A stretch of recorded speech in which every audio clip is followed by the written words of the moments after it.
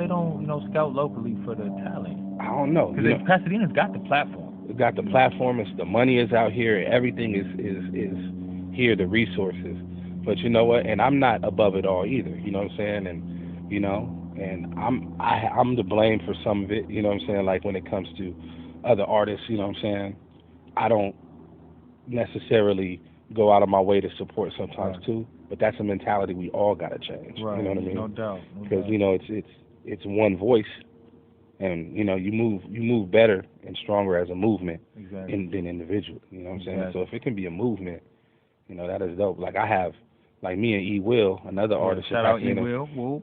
He hit me with a fabulous idea. He's like, man, why don't we, put together our own tour? And I was listening, and he was talking about, going up to the Bay, up and down the West Coast, up to Seattle, back, go down south, hit Texas, Arizona, and all of that stuff.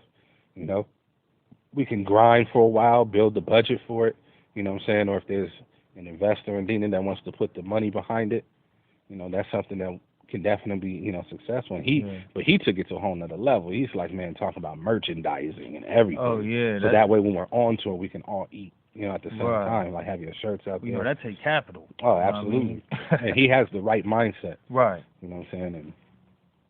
And we, there was a few other artists out here that I was talking to.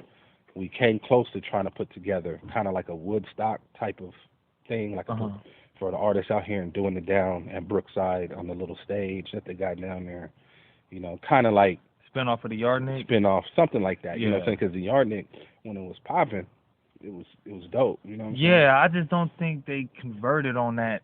When it hit the peak, I mean, there was just so much potential that wasn't, reached. Right. You know what I'm saying? Right. There was talks of performances at the Yardnic, which I thought should have went down every year. You know what I'm saying? Right. It's the perfect automatically, right. Yeah, but I sat down and talked with the Yardnic crew about, one of the years we was going to do a show. And, it didn't happen. And then after the fact, we talked about it. And, they had some valid concerns like that. Like what they wanted to do was they were trying to get the artist to like pay to perform, which from an artist perspective, we're kind of like, why? Right. But they're like, well, we have to get all of the sound, the stage, and all of this stuff. They're like, if you guys really want to perform, put up the money to do it, and it's all good. And like a lot of the artists really weren't fucking with it. A lot of people from Pasadena, they feel like, why should I perform why should I pay to play in my own city? Yeah. You know what I mean? It's a lot of that, you know what I'm saying? Like, but, if you don't invest in yourself, right, you shouldn't expect anybody else. Now, do you think it was worth it? Like, would it be worth it for artists to potentially pay? That's the thing. From an artist perspective, would it have been worth it for me? I don't know. You know what I'm saying? Depends on how good it was. Yeah, yeah. I don't know if it'd have been worth it for me because we don't see on a regular the city really, the hood really supporting us. If performing would have transitioned into, more support, it would be worth it. But, So what? So when you was talking, XL was a part of that. XL was a part of it. He put together a mixtape for it. Yeah, no doubt. Shout out to XL too, man.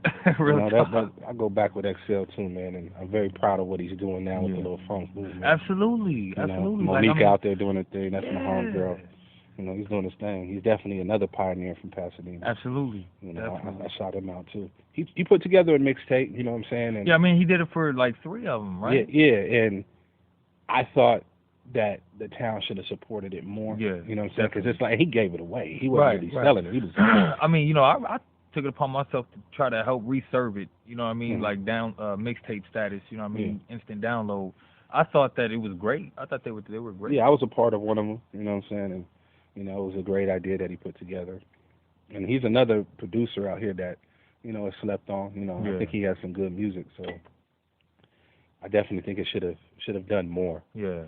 He gave it away for free. People don't understand when you give away for free, it's like you give it a piece of your soul. Absolutely. Real talk. And then, everyone that contributed to the project, you know what I mean? It's kind of like, they kind of take, L's too. You know what I mean? That's true. But, at the end of the day, we musicians, so, we take that. You know what I'm saying? Yeah. it comes with it, man. You know what I'm saying? It's ups and downs, and there's, opportunities that don't go the way that you want them to. But you know, it's just the nature of the beast. Right.